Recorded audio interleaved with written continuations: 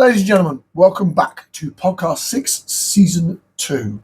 As always, I am 𝐬𝐮𝐬𝐜𝐫𝐢𝐻, and this is Chris. And we are your voice, your nation, and this is the Blue Collar Workers. Quite a lot has been going on since we last did our podcast. Fuckloads of shit going on in the political sphere. So we're going to get into the various bits that me and Chris have picked out. I'd like to say thank you to everybody who tunes in. Please like, subscribe, and basically hit that share button. It does help us grow and get our panel outwards, and that helps us because we want to be podcasters. Let's be quite frank.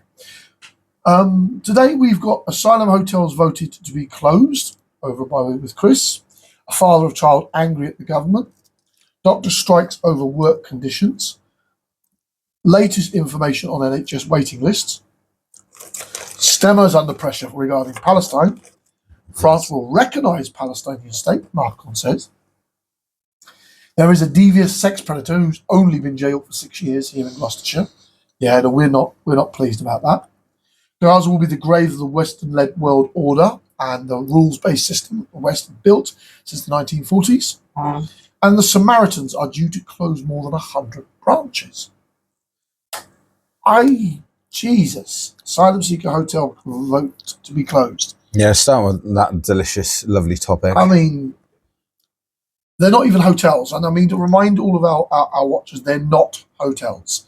They are called hotels, but they don't have a choice. It's actually a hotel they're staying in. Oh, okay. That is actually a hotel. That's not one of the housing associations that are called it. Multiple demonstrations have been held outside the Bell Hotel in Epping since July 13th after the asylum seeker was charged with allegedly attempting to kiss a 14-year-old girl. Is that one? Yeah, I think that is that one. A council has unanimously voted to urge the government to close the hotel housing asylum seekers following a series of protests around the site in Essex. Multiple demonstrations have been held outside the Bell Hotel in Epping since July 13 after asylum seeker was charged with alleged attempt to kiss a 14-year-old girl. This also leads into why the father is angry at the government. Yeah. Dozens of protesters gathered on site on Thursday evening. Police have made 18 arrests and charged seven people in connection with the demonstrations. The Essex Police, Fire and Crime Commissioner have also reportedly urged the Home Secretary to review the use of the hotel for housing asylum seekers. Now, I want to mention something here. Lawful protest is not the problem me and Chris has. It's the far right that are twisting this. You've got one bad person in the hotel, one bad person touching a little girl. Deport that motherfucker. Just deport him. Deport him, problem solved. The problem being is there are also innocent people that are involved in that hotel housing as well. Do you know what I'm saying? There are going to be the genuine asylum seekers who are trying to keep their head down, trying to do work, trying to basically get their membership, their citizenship. Only takes one bad egg to spoil the bunch. Exactly. And it's the same with the protesters. This is the same argument with the protesters. Because remember, you've got far right the lunatics that have attacked this very action going on. And the problem being is people like Nigel Farage and the other stupid MP of his have basically started covering for these far right nationalists. Now, at no point am I defending what the illegal immigrant did. Okay, deport him immediately. Yeah, end of conversation. The council unanimously voted in favour of the motion. The father of the girl alleged assaulted by, I can't even pronounce it, Hadish. Where? There. Hadish 𝐃𝐨𝐽𝐻 38 said it's not fair that the government are putting our children and grandchildren at risk, even their own. In the message read to the meeting by the councillor Shane Euro, he added, "I do not want or condone any of the violence that has taken place at the protest.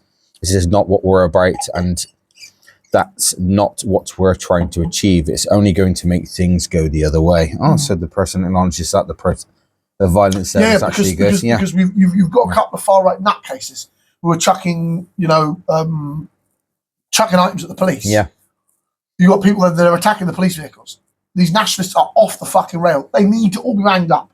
At the same time, we need to deport the fucking sexual assault immigrant. Just gone. His asylum's gone. He's out the door. He doesn't have a right to family. Send him out the door. I just want the hotel to be moved, not only off our streets, but away from making any other family feel how we are feeling right now. Kibbutu denied sexual assaulting a 14-year-old girl at Chelmsford Magistrates Court and will stand to trial in August. Speakers criticised the disorder that has erupted at some of the gatherings and report attendance of members of the far right. Of course, because they see it as a feeding position. For them, they want to do anything. And one of the people who talk about the Reform Party, they have to keep distancing themselves from this, because if they don't, you will lose this election. You will lose this upcoming. I'm telling you this now because people will link these attacks on the police to the Reform Party. And it's very, very clear, because Nigel Farage and these fucking MPs have come out and defended them. Defended the fucking attackers. Yeah. No. Protest is to voice your opinion is without... one thing, and then we've got the far right element, and yet Nigel Farage has come out and given political shielding to these muppets. They've also raised concerns that the hotel is close to a school. Damn. Yeah. It needs to be moved. Why the hell are they putting in, asylum seekers in a hotel next to the school anyway? No fucking space, Chris. Yeah. It's a brutal reality here. They haven't put proper temporary housing together. They haven't done any about processing asylum seekers. The bulk of the problem we've got is we have a backlog of Tories that refuse to even process these problems. These people land. You know, they've landed. They've landed illegally. Yeah, okay, whatever. They've landed illegally. They now need to be processed. They need to be find out if they are genuine refugees. If they are, we give them proper housing. If they are not, we then have to give them temporary housing as we find them a future outside of the UK. The problem being is so much of that actual processing work wasn't done by the Tories. We're only coming to the end of the first year of the Labour government trying to fix this horrific fucking mess we have here across these United Kingdoms. It's insane. It's that next level insanity. So Councillor John Whitehouse has said the people of Epping can fight their own battles and what they Thursdays and Saturdays back. He said, I'm appalled it's been necessary for the police to arrive in Epping in such volume and such force because of the violence. Oh yeah. And the intimidation. Oh yeah, absolutely. The far right will do anything they can to be seen in the paper, and Reform is doing a disservice by backing them. This isn't the Epping protesters. We have not got a problem with any of the protesters calling for that hotel to stop being used by the Home Office. This is not a grievance between me and Chris. We'd probably be there if it was a Gloucester fucking hotel. It's the fact that Nigel Farage has come out and defended the disgusting behaviour of these neo-Nazis. He's giving them foot cover. Yeah, protest is perfectly lawful. Protest is a normal state of thing in Britain. But, and I use this word but very seriously, there are a lot of innocent asylum seekers in that hotel, not including the criminal that should have been deported the minute he touched that little girl. You see, this is where I got a problem. He's accused of it at the moment. They've yet to convict him of it. Once he's convicted, send him out of the country. Yeah. End of conversation as far as I'm concerned. Because there are too many innocent people who genuinely want to come here for good reasons, want to be treated like human beings, want a future where they're not having bombs dropped on them. And as I say to many of the far right, the fastest way you could end boats crossing over Britain is because Britain is an American country and these people will not be killed just going to work. Stop bombing nations, stop sending weapons to Israel, stop destroying the fucking Middle East and other parts of Africa for the profiteering of greedy Western corporate agendas, and you will find migration problems stop. I say we're going to link it straight into the father of the girl. Father of the girl allegedly assaulted by the asylum seeker has accused the government of putting children at risk. He said it wasn't fair for the government. The government was putting children and grandchildren in danger in a message read at a meeting at Epping Forest District Council by Chancellor Shane Earl. The dad added, I do not want to, well, yes, basically repeating what I just said. He doesn't condone the lovely no, of course not. Stuff, but because the right wing are trying to use this. They're absolutely trying to use this. But it's literally makes a very sound point. He is anyone would be angry at the government because they've literally turned around. Not yes, I know we're tight on space, but they're not thought outside the box. Hang on, asylum seeker hotel, a hotel being used to house asylum seekers right next to the school to start off with. But I don't know why the fuck that was agreed to start off with. and let's be fair about this. They're putting single, unattached males in a hotel in a town in Essex around women and children. And I'm not being brutal here, yeah? Those should be the people in the isolated centres. And then the families should be put in the outside hotels. Why is this complicated to understand? I say, yeah, I was literally just thinking, if there's groups of families in that thing, I bet no one would have an issue because it's just more kids with parents protecting the kids. Yeah. Next to a school, everyone would be on the same playing field. Do you understand? There is a certain level of discombobulation where the government is paying hotels to house anybody. Remember, in one of our earlier podcasts, we mentioned how disconnected the government is by subcontractors. The government has no understanding of what subcontractors are operating inside this pot of money. So they've given a pot of money to a director. The director has now filled out his own assets and he is subletting to other hotels. And the government is unaware of the subletting, or no, they're aware of the subletting, but they're unaware who the subletters are and who's going in them. There's no central database to this. And that is a morally fucking bankrupt position to be in. And there are going to be more of these disasters until the government gets its finger out of its fucking arse and understands where all these migrants are going, who's housing them, who are the subcontractors, who's in charge of their cases. I just don't get what has been put next to a school. Or what they put next to a school. Because the subcontractors, as I just explained, yeah. You've got the main contractors, they report to the government. But the subcontractors report to the corporate. That just says lack of control. Yeah, of course, absolutely. It's fucking, it's absurd. And you wonder how people turn around and get asylum seekers, that seek asylum coming here without papers, and then 5-10 years down the line get proper citizenship because they've been in the land for so long. You can't do that. Can you not? No. You have to go the lawful way. So if you're found illegally, the border watch, the border police. Patrol, no, they have police with them, but they're not police themselves. Yeah. They arrested a man who's been in the country 19 years, illegally. And that's due to not processing shit correctly. Of course, because they're not because the Tories for 14 years did not want to even take a look at the problem. They didn't want to acknowledge the problem, because if they had acknowledged the problem, the far right-wing nutcases on their far right flank would have kicked the fuck off. So the lack of accountability from the Conservative Party over the scale of the immigration problem and the lack of actual processing, because there will be genuine refugees amongst them. That gentleman was an economical migrant. For fuck's sake. 19 years he's been in the country. And they've only just found him. This is what I don't get. If they would have just turned around and sorted the issue and because back now in the he's day, got family, yeah, it's really difficult to get him out of the country, yeah, because he has a right to family, which is what I think could lead to the death. And I don't want this, but it could lead to the death of the EA, the Human Rights Act in Britain. I think if Farage gets enough traction, enough noise, and remember that documentation protects all of us. It doesn't just protect migrants. That documentation protects us, the working British people, as well.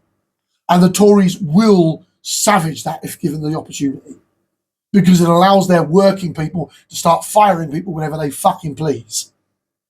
Because that involves your right to fair dismissal. There's whole sections of that law that protects you, the working British people. Remember that when you hear Farage talking about the human rights being abused by lawyers. Yes, the right to family and the right to remain because of a dangerous country is a problem in the Human Rights Act, but it also protects your legal protections, protects you, your right to vote, your right. It has huge capacities in the Human Rights Act, but it affects genuine Britons every day. That there are very few, if no, fallback laws in British law. Remember that when the Tories and the reformists are talking about getting rid of the Human Rights Act, it will affect you and your working environment. Yeah, I don't want that, because the fact that would just make the working environment even more absolutely toxic. Like your boss can fire you with little to no notice.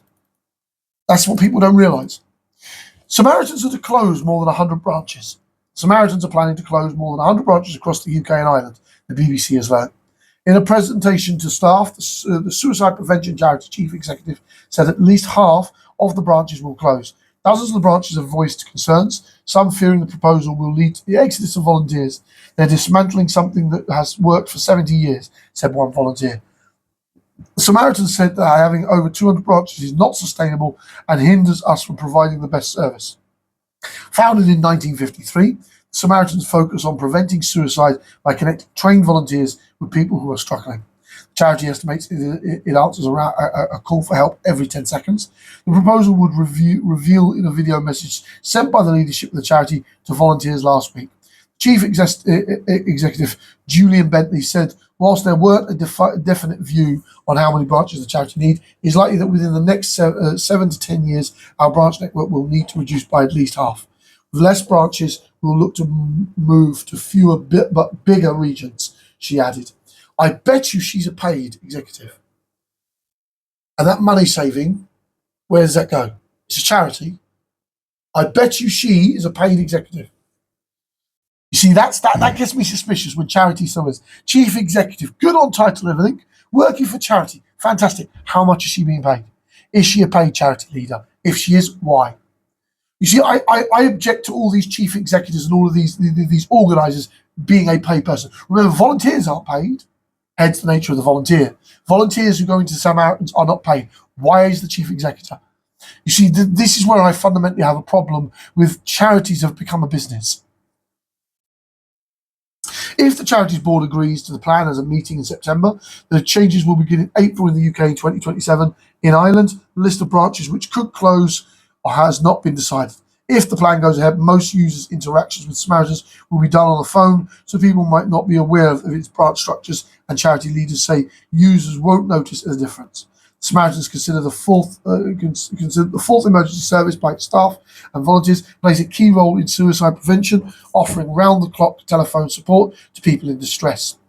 Volunteers who answer these calls are based in offices around the country, many of which will now close.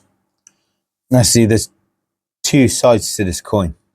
There's a side which I think that you're pinching at, which is the case of the fact they're trying to cut costs so they can potentially get a bigger bonus and a bigger paycheck for the ones that get paid. Yeah. But then there's the other side of the coin, which is, okay, it is a charity, which means they do have limited funds. Yeah. And they're just trying to streamline it so they can still offer the support they can, but in a more bigger centralised location, which costs less. Actual clarification about who's paid amongst these charities is very, very important.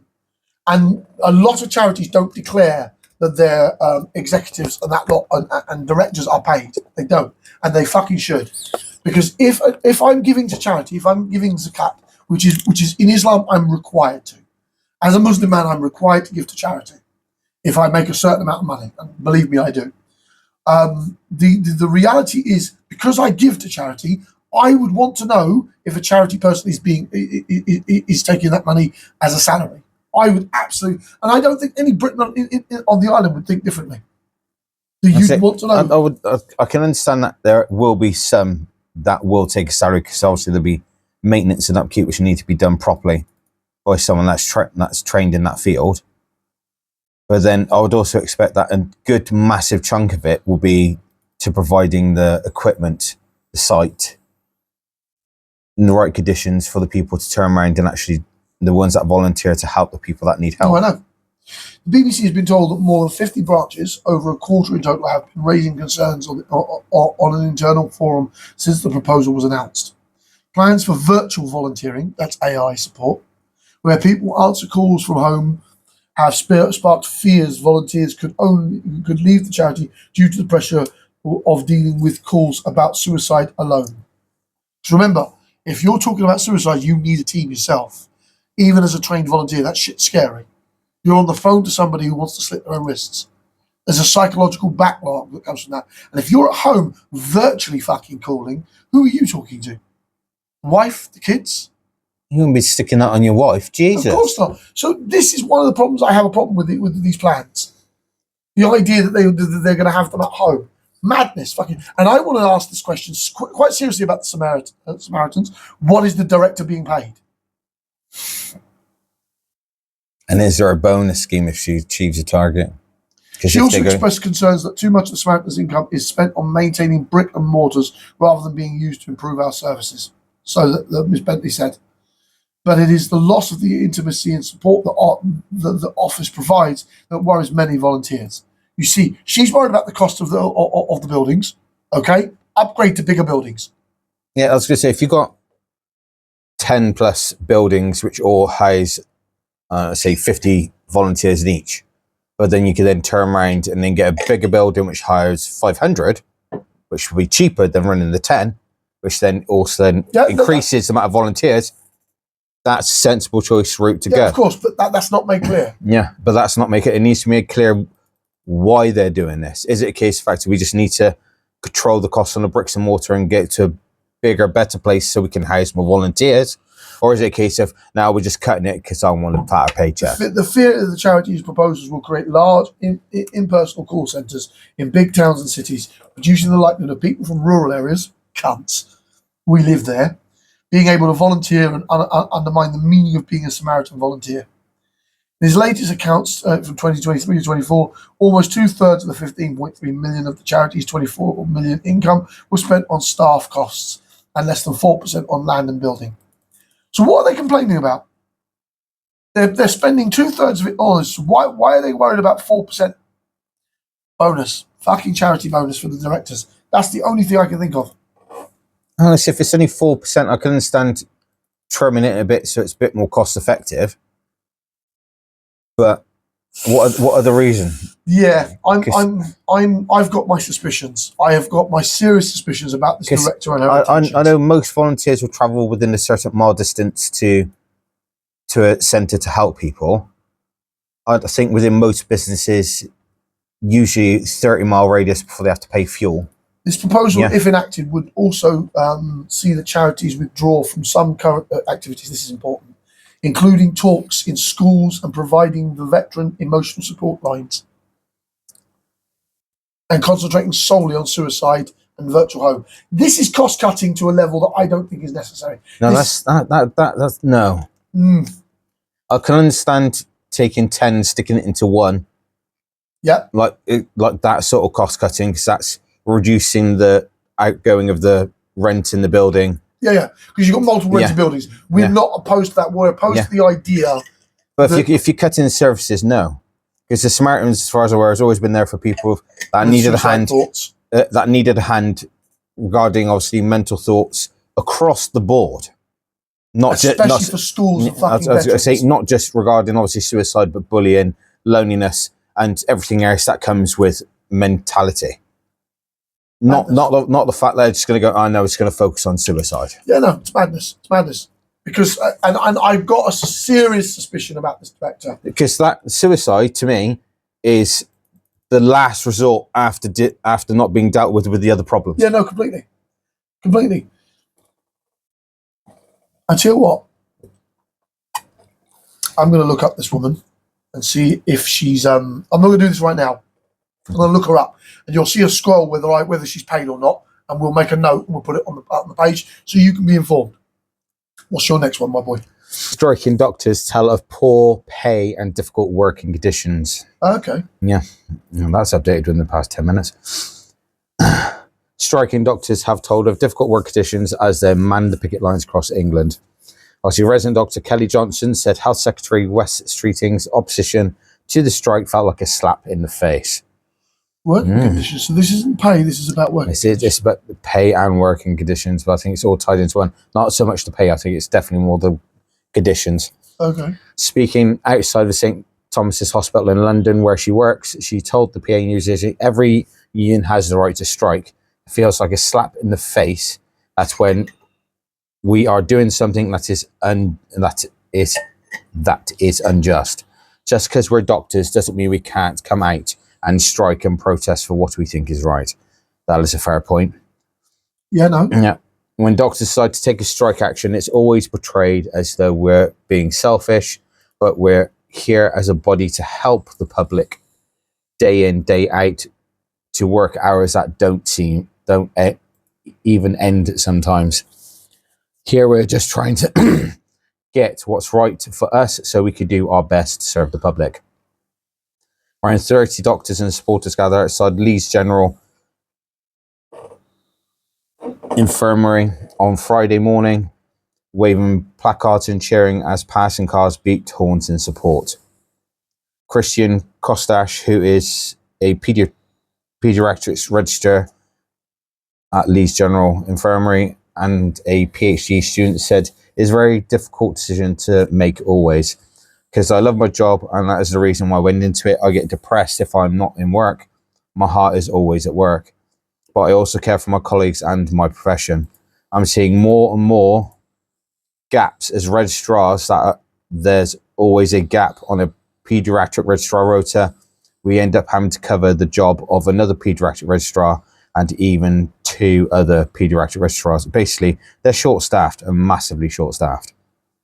See, this is again, remember, we've only had a Labour government for a year. When Britain makes these complaints, these are knock-on effects of the constant cut that the Tories engage in. And Keir Starmer's no fucking better. The man is practically a red Tory. He has very little inclination towards general grassroots Labour members. And he's going to be a one-term Prime Minister. I think anybody who has any kind of sense knows this. Yeah. My SHO, senior house officers, also have gaps. So I sometimes have to cover their job as well as my registrar job. That is not safe and that's not okay. The reason this happens is they're poorly paid. If you're poorly paid, why would you want to come in on your free time when you know you're going to be on nights the next day and then so 3 or 4 nights in a row? The conditioning is a massive issue, and I think I can understand how the NHS is cracking when its junior doctors are saying these are unsafe conditions. I see, when you're training to be a registrar and you're having to also cover the job of your superior at the same time, which you have no training for anyway, or very basic minimum training to understand. No, I think that's and the fact that fair. By the sounds of that, you also then have to come in on days off to help your fellow colleagues off, sometimes pulling a double, then doing night shifts on top of that. And seeing as we've all worked night shifts before, well, most of us have anyway, I believe. And I know from experience, after 3-4 night shifts, you start burning. What's this 3 or 4, Palface? I remember you saying to me, come in 2 more additional 3, John, I got no staff. Why do you always call me? Because you're the only person who comes. No. Nights, I mean, it's in actual proper or overnighters, not what we classified as nights, which was basically only about 1-2 in the morning. 1-2 in the morning, bitch, you called me 7 days in a row sometimes. Oh, piss off. I've just done an 8-day streak, so fuck off. Doctors have a far more stressful job than me and Christy. Yeah. The work we went into, the food trade, our very much old job where we met. I don't mind talking about that. I don't talk about our other work, but our food trade days, we could sometimes finish at 1-2 in the morning, and they dragged for us in blue collar work. When we sometimes pulled a week, Monday to Sunday, was not common, but it was a thing 10 years ago, wasn't it? Yeah. And that's just in blue collar food trade. Could you imagine the stress for someone saving lives? Having to pull more and more and more. The government needs to get its shit together. Needs staff, but it sounds like it needs staff for the hospitals. Yeah, absolutely. And not just a small amount, a massive amount. Because there's gaps everywhere. There's gaps for their bosses. There's gaps for them. It's bad. And that says to me, is there gaps even further up? There probably is. Yeah. I'm going to say if it's gaps at the base level and it started stemming up, that says to me there's jobs throughout the entire system that need filling. And this is again an attack because remember, people like Nigel Farage don't want migrants. We don't have enough physical doctors in the UK and enough physical nurses to cover the basic NHS right now. I'm going to say I don't see an issue with someone from a different country coming over and working in the NHS, providing they're trained, of course, obviously. Absolutely. Yeah.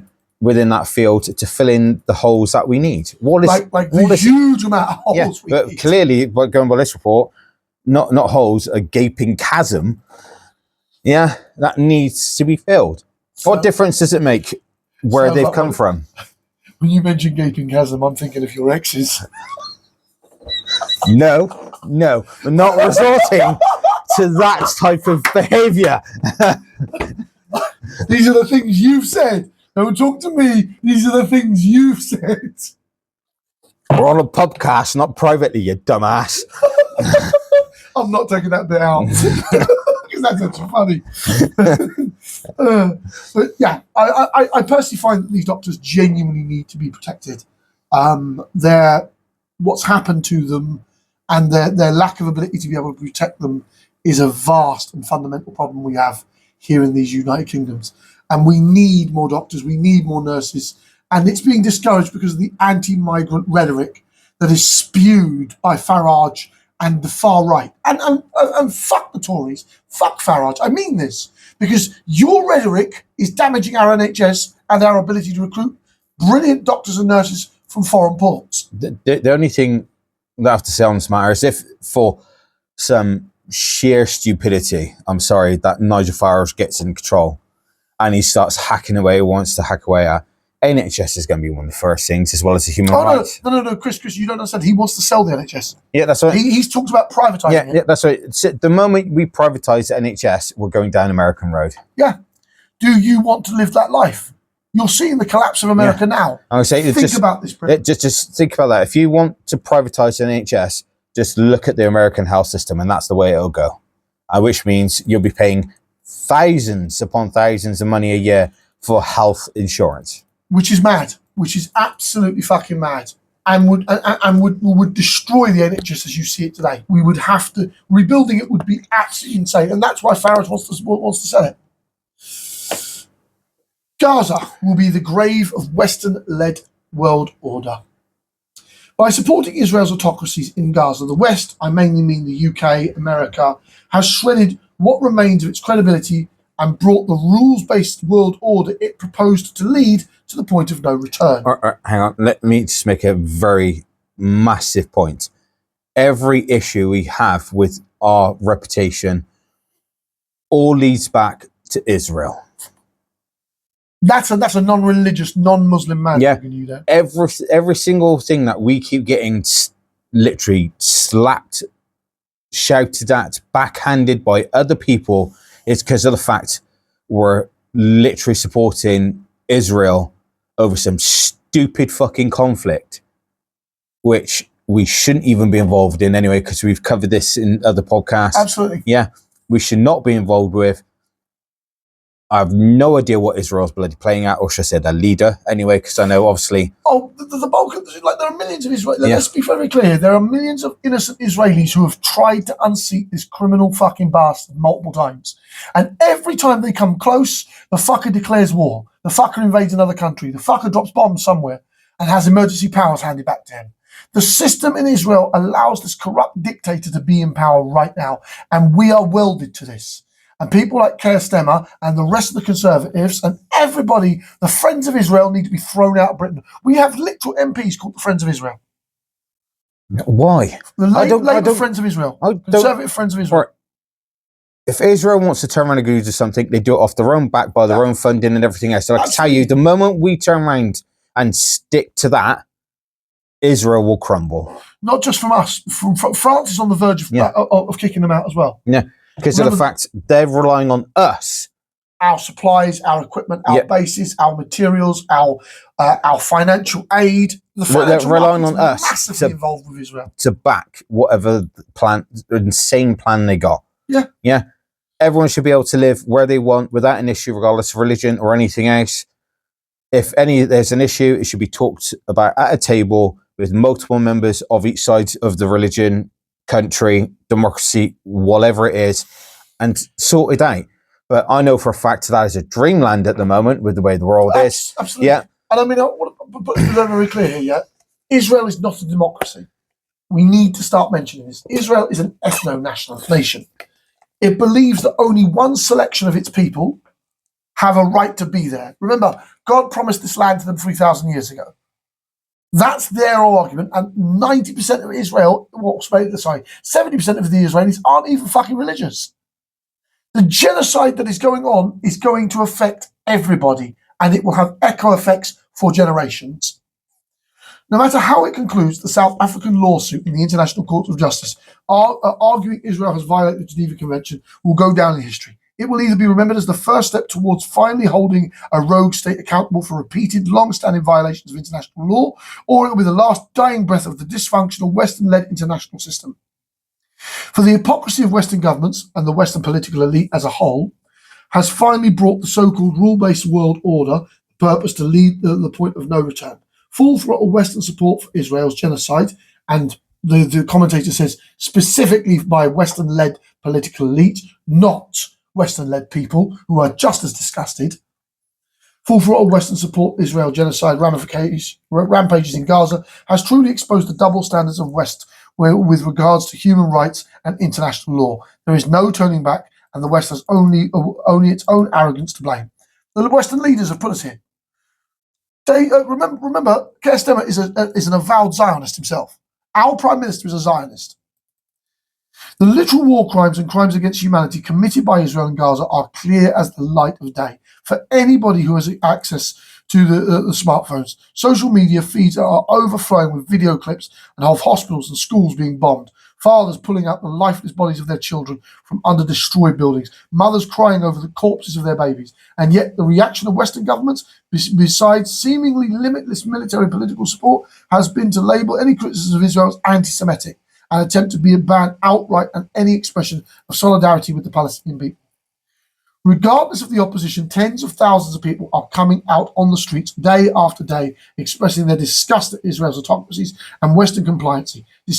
Desperate to regain some semblance of credibility, Western governments, including the US, have recently started to be marginally critical of Israel's attacks. However, it is too little, too late. Western credibility has been shredded. They are. The entire Western-based rule system and the current political system we live in here in the UK needs to be fucking dismantled. The corporate political elite of this country should all be prosecuted for aiding and abetting genocide. When this all comes out, when we find out how much the British government, 𝐾, the previous government, have aided and abetted the Israelis, they should absolutely be prosecuted in British law. You should be prosecuted in British law for the crimes that you've committed on the name of my people. Me and Chris have a legal right to say, have you broken international law? If you have, get your fucking ass to the judge. Because you're my fucking leader. I have a right to say, I want you in fucking court for the crimes you've committed in my fucking name. And that's being a pure Irishman in this regard. Put my religion to the side for half a second. You are representing me. You have broken international fucking law. Why the fuck can I not hold you accountable? Thoughts? I agree. We've appointed you our leader to obviously make the correct decision and everything else. And if you're turning around and supporting somebody which is causing harm upon other people, no, not just harm. Beating people or robbing people. When I say harm, I refer at like all manners of the aspect, because obviously what's going on there, it just covers all from one end to the other of the spectrum of harm. It covers all of it. The fact that you're causing harm on somewhere else which we technically have no political gain or financial gain from it whatsoever. There is a small financial gain for the billionaires. No, let's get apart from arms dealing. That's that to me. That's not a gain for the country. No. That's a gain for some smug ass little twats sat on top of a frigging building. Not a gain for the country itself. Why the fuck are we involved? Yeah. Why the fuck are we there? We should be fucking out. I don't give a shit what the fucking Israelis say. It is something they need to turn around and sit down at a table and discuss with the people that are also in that land. I think the indigenous people are being persecuted by colonists. Let's be fair about that. Remember, the West Bank, or Judah and Samaria by Jews, has gained 250,000 settlers in the last 10 years. And it's illegal. Every settlement in there is illegal. Every single one of them. The entire settlements inside the West Bank are all illegal, internationally. Even the British government doesn't recognise those settlements because they've been placing sanctions on them recently. It doesn't matter if Israel considers them now part of their territory. It's illegally sat. And what's going on in Gaza is fucking monstrous. Absolutely fucking monstrous. Without any reservations. And it's the end of Western Bank. And if 𝐾 is guilty or even has the suspicion of aiding and abetting these war crimes, you are going to fucking court, as is your Tory fucking allies on the other side of the bench. Every fucking one of you needs to see a day in court, as far as I'm concerned, because they represent me and him. And we represent you. We are effectively you, the Britons. Why the fuck are our political leaders helping war criminals damage our credibility, destroy our nation's society norms.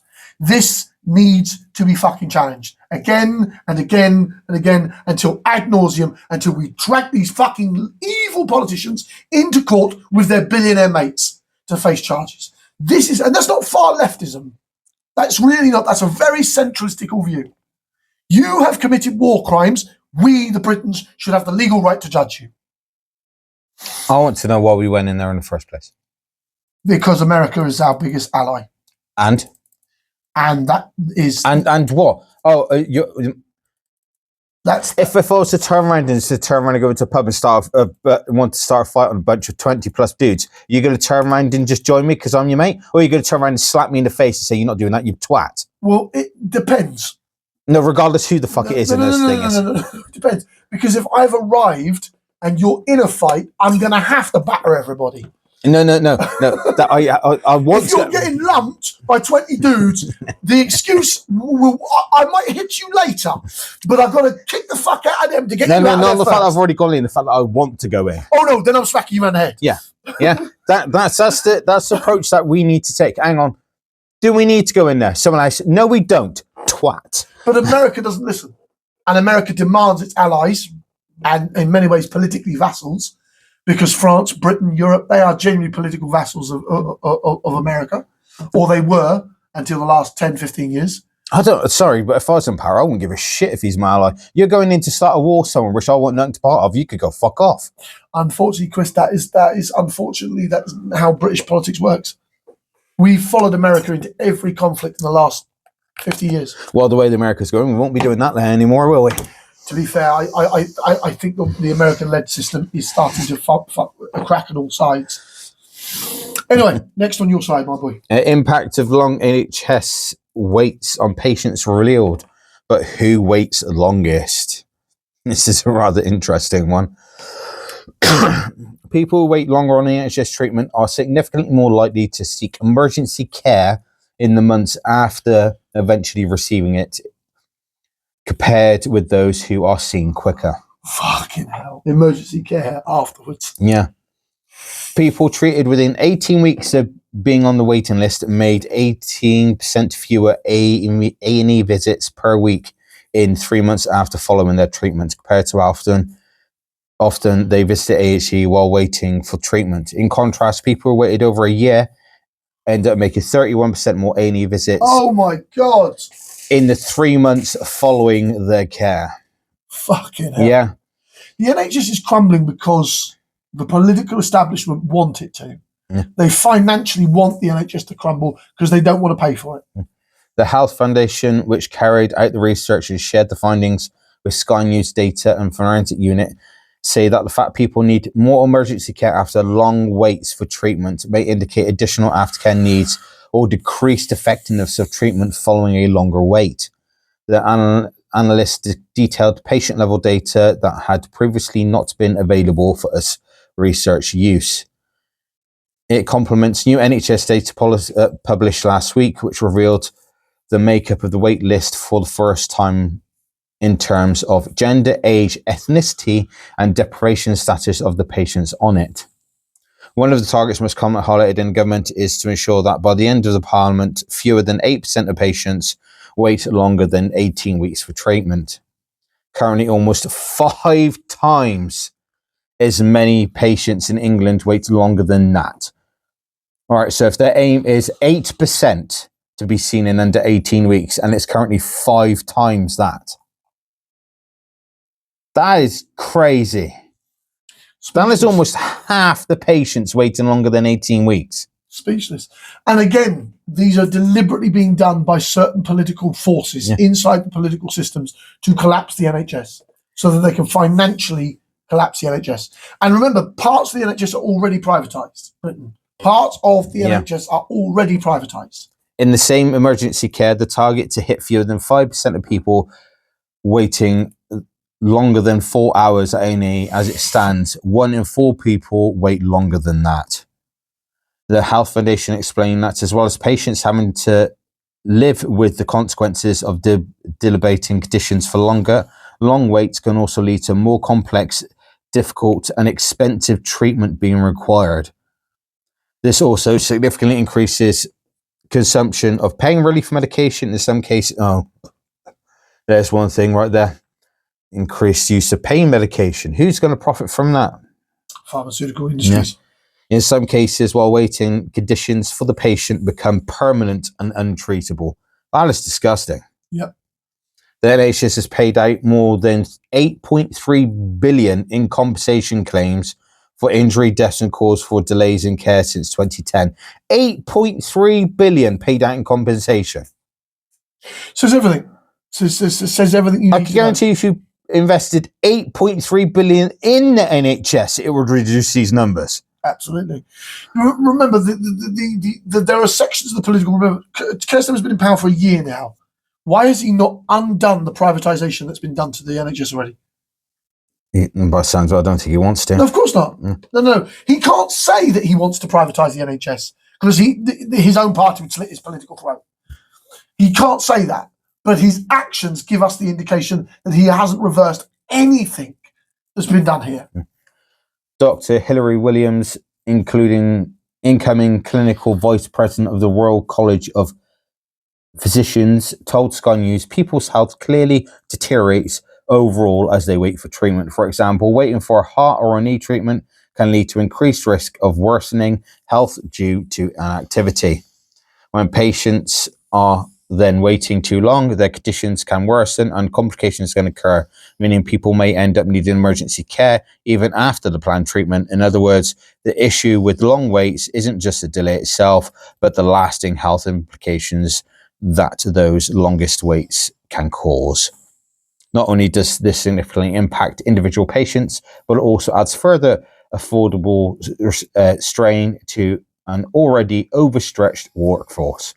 Shorter waits for wealthier people, white people and men. What? That's a tiny bit fucking... That's ridiculous. Shorter waits for wealthier people, white people and men.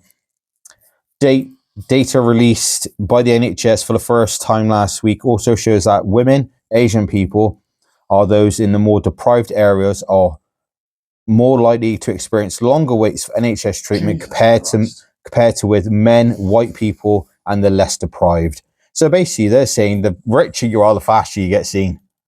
Fucking joke.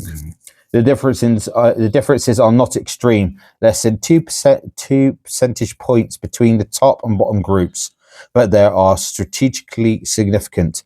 Health Foundation analysts are also reveals that Asian people are more likely to wait longer, even after accounting for their age, frailty, and deprivation level of patients.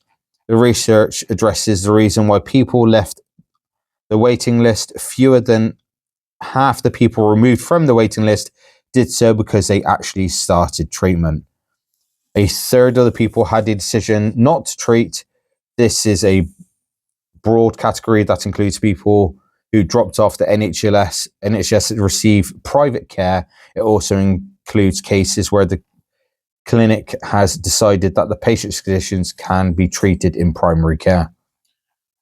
Fucking Jesus. About 1 in 12 people went on to active monitoring instead of treatment, meaning their symptoms are monitored by a specialist, but they are not due for further clinical intervention or diagnostic procedures.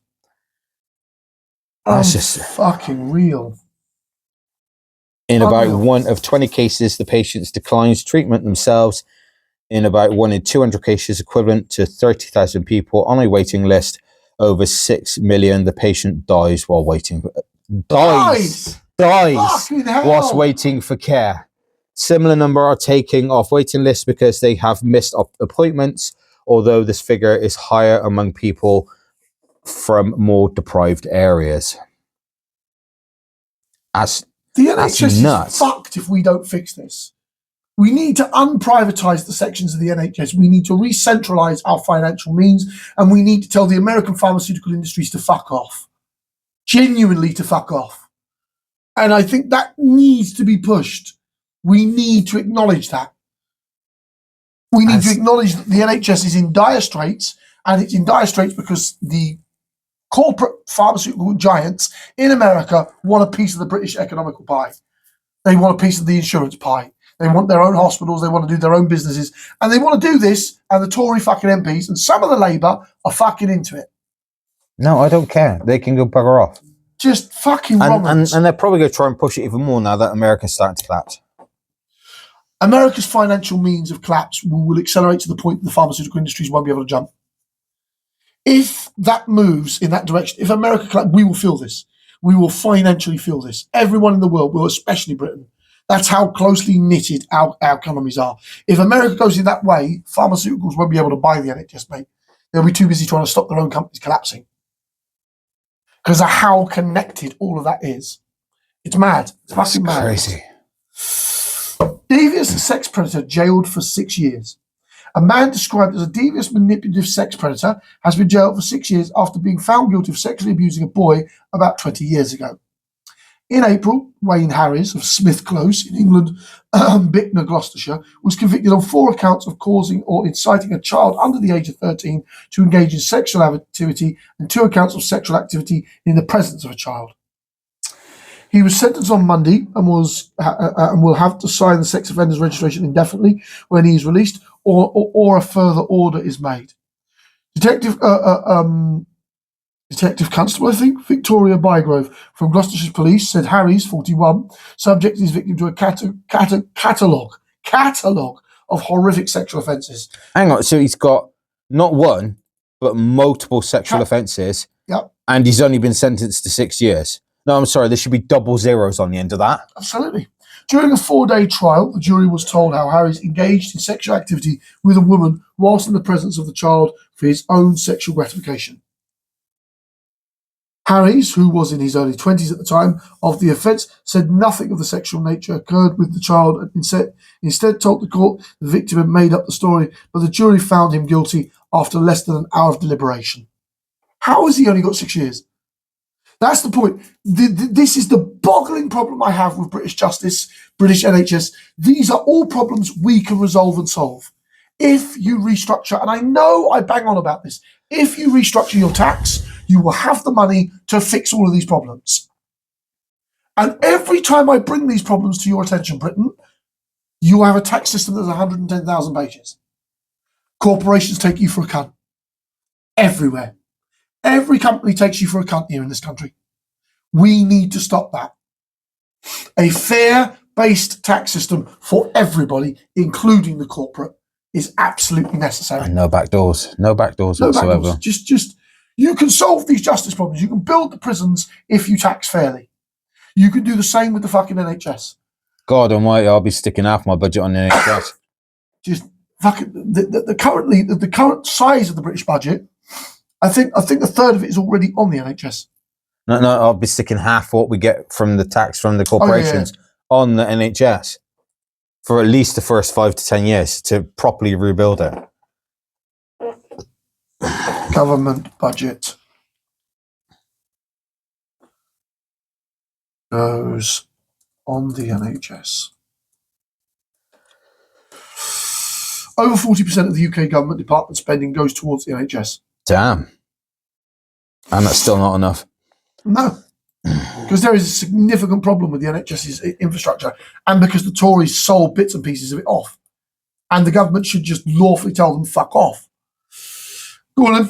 Because we got this is going to link straight into my last one as well. Stammer under pressure to recognise Palestine statehood. He's a Zionist. He doesn't want to do it. And this is off the BBC. Bear in mind, the one that I got off. So the mine may fluctuate different from what he has got. No, this is from France. This is the French bit. Oh, lovely. So Keir Starmer is facing pressure to immediately recognise Palestine statehood after France made a commitment to do so within months. And a group of MPs called on the Prime Minister to do the same. Yeah, 200, yeah. 200 fucking... We're not even talking just the Conservative, the Labour Party. This is a chunk of Conservatives as well. Labour and Lib Dem MPs on the Foreign Affairs Committee argued that statehood is an ineligible right that should not be conditional. By their 2 Tory colleagues said it should only happen as part of long-term political solution to the conflict in the Middle East, echoing the Labour government position. Sir Keir is due to hold an emergency call with the French President Macron Merkel and German Chancellor Friedrich Merz later today, emitting warnings of mass starvation in Gaza. In a statement on Thursday evening condemning unspeakable and indefensible conditions in Gaza, 𝐼𝐶𝐬 said statehood was an inalienable right. You see, this is the problem, that he is a screaming, raving Zionist. He has Zionist money in his pocket. He has Zionist money from the Friends of Israel, the Labour Friends of Israel. He is a Zionist. Of course he is going to resist this. He is a rabid fucking Zionist. He reiterated his call for a ceasefire in the conflict, adding this would put us on a path towards recognising a Palestinian state. He has previously said the UK should reserve recognition for when it would have the greatest impact, without specifying when this would be. That's literally the political way of what you just said. Yeah. He's a screaming Zionist. He doesn't want to do it, so he's making up words to avoid it, because he's been paid by the Zionists. He has been to Zionist forums. He has been in front of whole sections of Zionists saying, oh, I'm a Zionist. I believe in the right of Israel to defend itself. Defend itself from who? Women and children? Who is Israel defending itself from? I want to know as well. These are the fucking failed political arguments. Most countries, about 139 in all, formally recognise a Palestinian state, although... Just so you're aware, that's about half the world. Yeah, although many European nations and the United States say they will only do so as part of moves towards a long-term resolution to the conflict. Spain, Ireland and Norway finally took the step last year, hoping to exert diplomatic pressure to secure a ceasefire in Gaza. At the United Nations, representatives of Palestine currently have limited rights to participate in the UN actively, and the territory is also recognised by various international organisations, including the Arab League. Here you are, 147 nations of the United Nations member states, and there's 193 member states. Some of them are, I think there's about 200 countries. Some of them aren't UN member states at the moment. 147 of them recognised. Out of 190 fucking three, it's more than half. Jesus. More than half. Only 50-something countries don't recognise Palestine. Bear in mind, it also includes Arab League of Nations, which recognise the state of Palestine as well. So that's on the international stage. Skeptics argue recognition would largely be a symbolic gesture unless questions over the leadership of the extent of the Palestinian state are addressed first. They're doing anything to dodge the conversation about recognising the Palestinians as a legal bodily entity that allows them to build embassies, and embassies will then allow them to collect donations to support their people. It gives them a huge amount of legal representation. It also means that Israel can't have policing actions in occupied territories, because it would be a sovereign state, and they would be effectively at war with the sovereign state. You know, the way that the language, the Americans and the Europeans have been dodging this fucking problem for years. Oh, it's not a recognised state. That's why we want to recognise it. So we can force you fuckers to actually start paying attention to real law and order.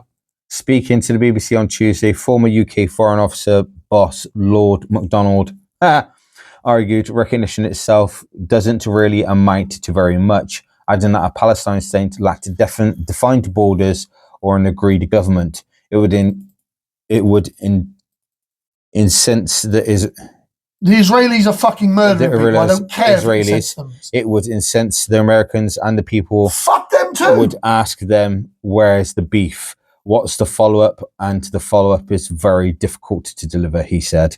Palestinian officials have welcomed France's decision, but Israel Prime Minister, you can go fuck off, said statehood would be a launch pad to annihilate Israel. Oh, fuck off, you fear-mongering twat. I'm sorry.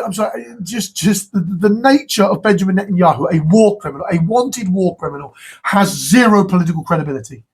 There is nobody in Western Europe that considers Benjamin Netanyahu to be a legitimate politician. US Secretary of State Marco Rubio called the move reckless. Oh, of course you would. Yeah. In their report, MPs on the Foreign Affairs Committee acknowledged that the Israel government is not listening to the UK and was only sporadically listening to the United States.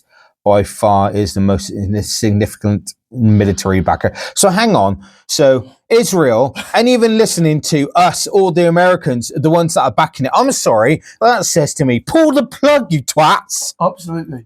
And the nature of the fact that the whole point about Israel ignoring its allies why are we still fucking allies with them?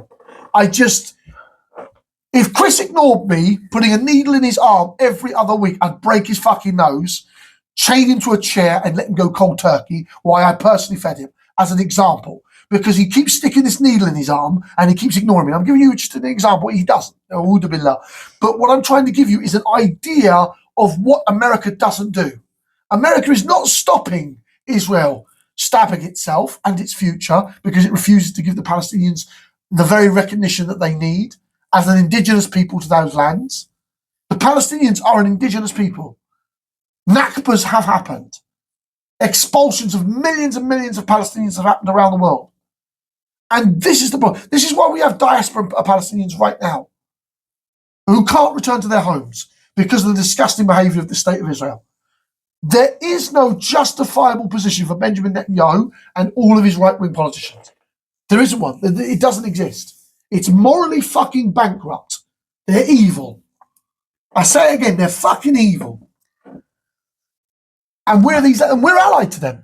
Why are we allied to them? As I say, and that's coming from a person who's just passionate about it. And my take on someone that is completely neutral and not religious or anything on that sort of level, the only question I say is, why the fuck are we in it? Why the fuck is Israel? Well, I know roughly why Israel's doing it anyway, because they're fucking crazy lunatics by the sounds of it. But I'm like, why the fuck are we backing them? What just cause have we got to back Israel? Yeah, that's coming from a standard British person which has no religious ties to anything. No skin in the game. Yeah. He doesn't want to be involved. Yeah. Why are we there? If they was turned around and they were attacking us, fine, you go out, eliminate that threat, fuck off. But where's the threat? The argument that Hamas is a terrorist organisation and support for Hamas is an act of terrorism is a political tool. Because Hamas, I thought we eliminated most of those gits when Saddam bin Laden was in charge. That's the problem. The monster that anti-terrorism is it continues to balloon. ISIS came next. If you murder people in their homelands, like Chris, let's just flip this on a side note. Let's say Russia declared the Gloucester revolutionists who are trying to defend Britain from Russia occupying Britain and harvesting our forests as resources. Me and you would be labelled as terrorists. Because I'm only using that as an example. Russia wouldn't get that we're a nuclear armed nation, blah, blah, blah, blah, blah, blah, blah. But I'm just putting that in a perspective. All Hamas are doing are defending the Israeli, the Palestinian people from the Israeli aggressors. And they're doing that with sticks and stones, for the most part. Everyone has a right to defend their land? Everyone has a right to defend themselves.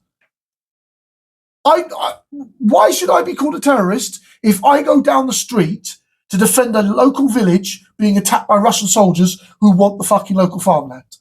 In that hypothetical situation, people don't do this. They don't look at it in that perspective. Okay?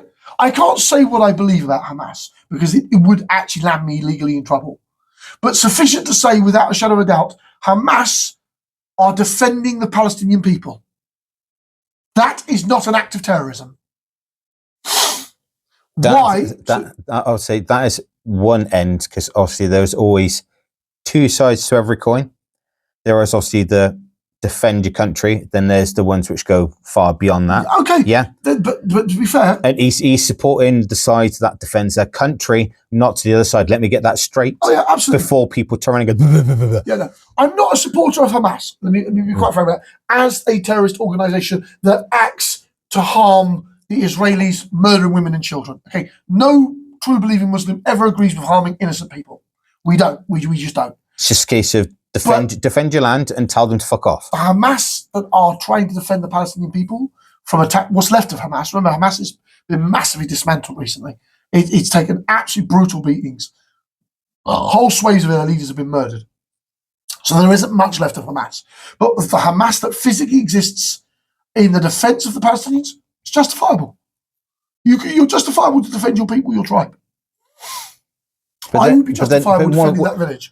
As my example. I was going to say, that's based on people judging the fact that they're part of Hamas. Label them part of Hamas just for defending their land. I wouldn't even call that part of Hamas. That's just the people defending their land. Unfortunately, Chris, they've been labelled all as Hamas. And the Hamas, remember, the Hamas health services are directly responsible and have been called terrorists themselves. And even their leaders have been threatened or attacked or being threatened with murder. And they're based in Geneva. These are people living in a safe area, trying to get reports in from Hamas about how many people their people. I think it's the health minister. He doesn't live in the country, or sections of the Hamas government don't live in inside Palestine itself.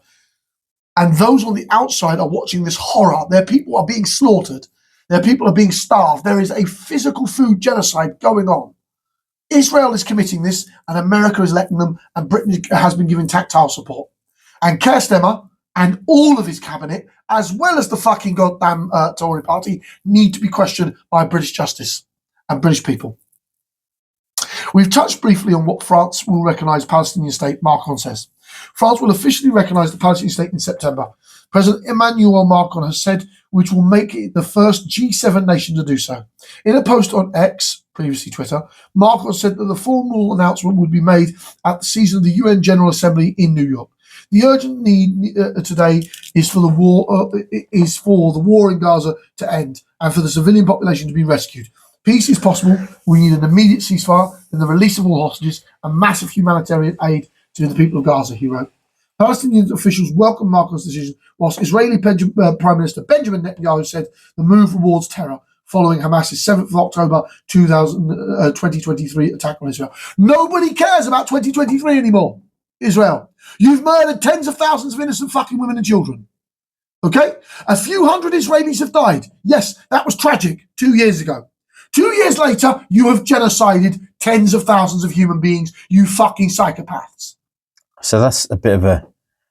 Yes, hundreds of Israelis have died. That's a bad thing. Kill the Hamas. Send in ground soldiers. No, you bombed, stole land, murdered fucking women and children, butchering people, going towards picking up food at aid centres, putting snipers through children. You're fucking evil. I'll say they've skipped a step, haven't they? I'll say, obviously, naturally you turn around and seeking out justice for the hundreds that have died due to a terror attack. But then shouldn't you be then using your forces to investigate, find out, and bring those people that caused it to justice? Of course, absolutely. Instead of trying, but by the sounds of it, they're just using it as an excuse. To murder tens of thousands of innocent people. Tens of thousands of Palestinians have died. Now, I know for a fact if someone done a terror attack on the UK, killed hundreds of people, and then we just went around and just frigging carpet bombed the entire fucking country that they come from, we would be fucking ripped apart by everybody else. Israel's allowed to do whatever the fuck he likes. They're the chosen people. Chosen what? Psychopaths? I know. Tell me about it. The US strongly rejects Macron's announcement. Secretary of State Marco Rubio called the decision reckless. The G7 is a group of major industrial nations, which alongside France includes the US, UK, Italy, Germany, Canada, and Japan. In his Thursday post on X, Macron wrote, true to its historical commitment to just and lasting peace in the Middle East, I have decided that France will recognise the state of Palestine. We must also guarantee the demilitarization of Hamas and secure and rebuild Gaza. Finally, we must build the state of Palestine, ensure its viability, and ensure that by accepting its demilitarization and full recognition, Israel, its contribution to the security of all Middle Eastern, there are no alternatives. Macron also attached a letter to Palestinian Authority President Mahmoud Abbas confirming his decision. The situation we are in is that Netanyahu is using any and all political establishment to stay in power. This man is a fucking war criminal. He will do anything he can to avoid prison. Because once he's in prison... He ain't getting out. Not only is he not getting out just because from his corruption charges, but if a centralist, just a centralist, not even a left wing, if a centralist Israeli government comes into power and doesn't want to be slapped with sanctions from everywhere in the world, they might deport him. Do you know what I'm saying? Him and his government might be deported to The Hague. Because a centralist, a normal Israelis, we're not even talking about the left-wing Israelis. Normal Israelis want rid of him in prison and probably deported. The everyday Israelis. There is a bulk of Israel's nation. There is a huge section, about 20 to 30%, that's fucking massive, of the Israelis who utterly support what he's doing. They support him? Yeah, absolutely, to the hilt. There is a massive chunk of Israel that does. But there are millions who are fucking opposing this. This is the problem. Israel is on the verge of civil war as a nation because there are so many people diametrically opposed politically. I can literally see if the well, by the sounds of it, when the war in Gaza ends, I have a distinct feeling Israel will go into civil war. Oh, absolutely. It's entirely plausible. If Benjamin Netanyahu isn't prosecuted and all of those criminals doing it, I suspect the sensible Israelis might take up arms against their own government and their own political leaders. And once that happens, America is in the motherfucker of a shitstorm. Because no one in the West, no one in Western Europe, not even Britain, staunch ally like 𝐾 is of the Israelis, is going to send troops into Israel. I won't even touch that as a frigging god. No, you're a sensible person, Chris. I'm talking about someone who is 𝐾 is a bought and paid for Zionist. I don't care if people are offended. He's a bought and paid for Zionist. Our Prime Minister is. He has been stood on stage declaring himself a Zionist. He did that a few years ago, before all this horrible mess happened. He has not declared that he is no longer a Zionist. He has not publicly renounced Zionism. So in the context of where we are today, our nation is complicit in genocide. And we have to acknowledge that. And that is a horrible, horrible reality. And with that, I think that's the end of podcast 6. Lots of darkness. There is always light before the end of it. As always, I'm John, Sean, or Yahya, depending on who you're asking. I'm Chris. Hope you have a smashing day. Assalamu alaikum.